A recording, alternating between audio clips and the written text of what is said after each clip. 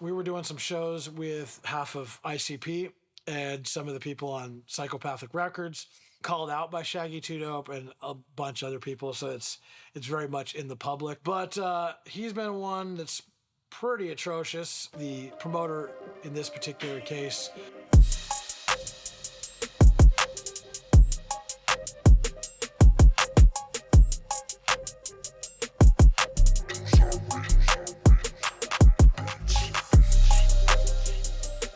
Welcome back to the channel. Duce Ray here. I appreciate you being here.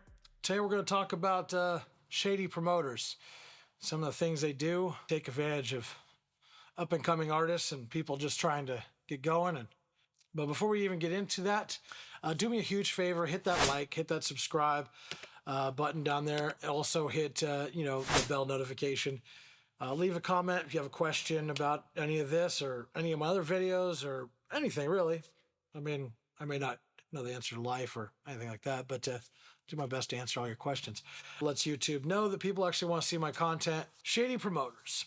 Shady promoters. There's a lot of them. You know, this has been a problem for, especially in the hip-hop world. I'm sure it exists to one level or another in all genres, or at least a lot of them. I've been doing shows for over 2 decades, and in that time, I've dealt with a lot of shady promoters.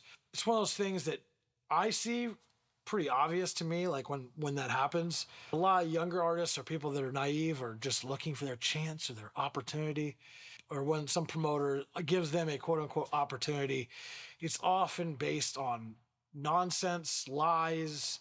Recently, I did some shows with one of the artists I produced, Whitey Northwest. I'll put a link in the description below to go check out him. But we were doing some shows with Shaggy 2 Dope, half of ICP, and some of the people on Psychopathic Records. Come to find out, by the way, the promoter in this particular case is James the Juggernaut.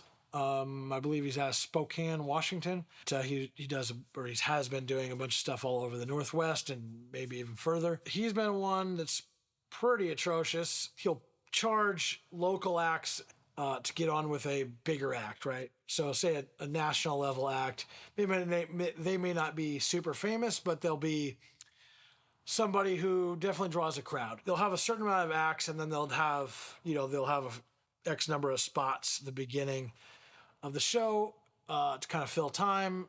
And during that, he'll quote unquote he'll sell spots to artists, basically for whatever he thinks he can get out of them, really. And he's not the only one that does this. There's a lot of promoters that do this at different levels. Sometimes, a couple $100. Sometimes it can be thousands of dollars.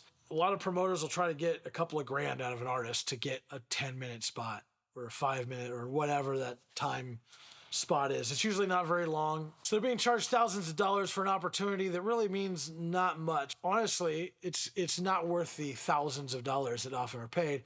And then if it's or even hundreds, if it's like in front of, say 200 people or something of that nature. They're definitely not going to rub shoulders with this mainstream act coming in.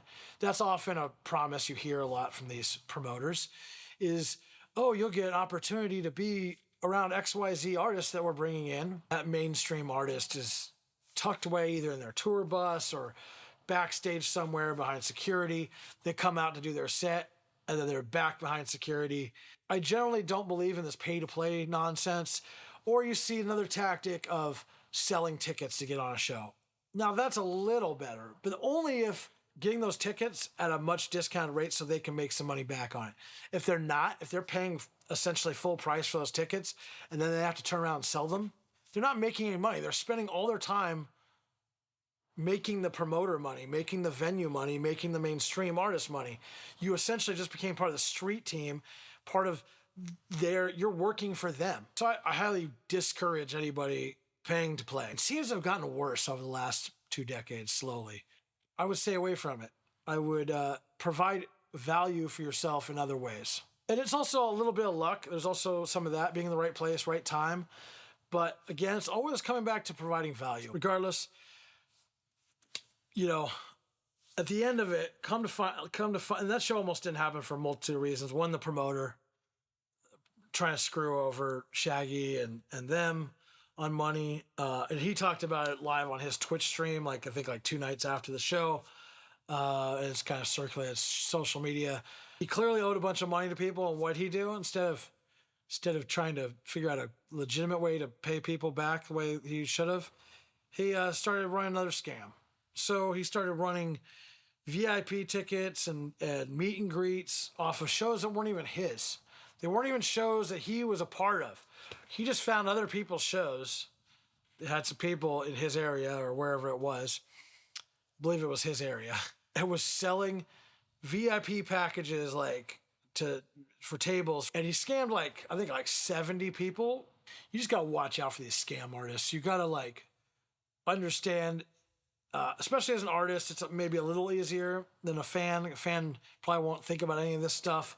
As an artist, you got to pay attention to what's going on. You got to pay attention to, what are you getting out of this buying onto a show. If the price isn't crazy and you can afford it, just look at it as if you can just throw away $200 and crap about it, it's whatever, and you see some perceived value in it, maybe you can sell your merch there or just network with people and it's worth it to you, that's fine. But if you're paying thousands of dollars for something, I don't know. You just have to, obviously every situation is different. But I'm just saying, pay attention. Don't believe what everything that these promoters tell you. Find reputable promoters to work with.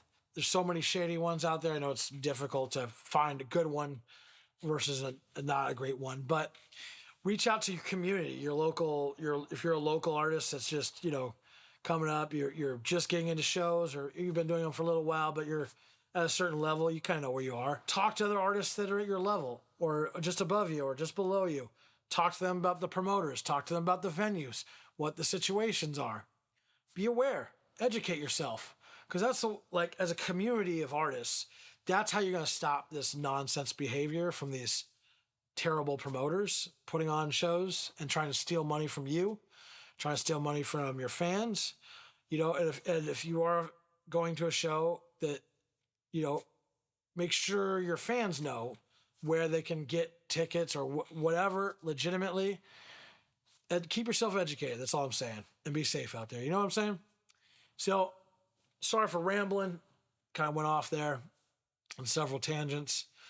There's probably going to be a bunch of abrupt cuts in this. My cat was running around like a crazy wild animal in here for a minute. Had to put her upstairs. Anyway, appreciate you sticking around. Do me a favor, like I said, hit that like, hit that subscribe, leave a comment below. Have you dealt with crazy promoters? What's your experience with promoters? Have you bought onto shows? What was your experience with that? Did you gain something from it? Just tell me your experiences with this kind of subject matter. Anyway, thank you. Thanks for watching. Make sure you subscribe. See you in the next one. Peace.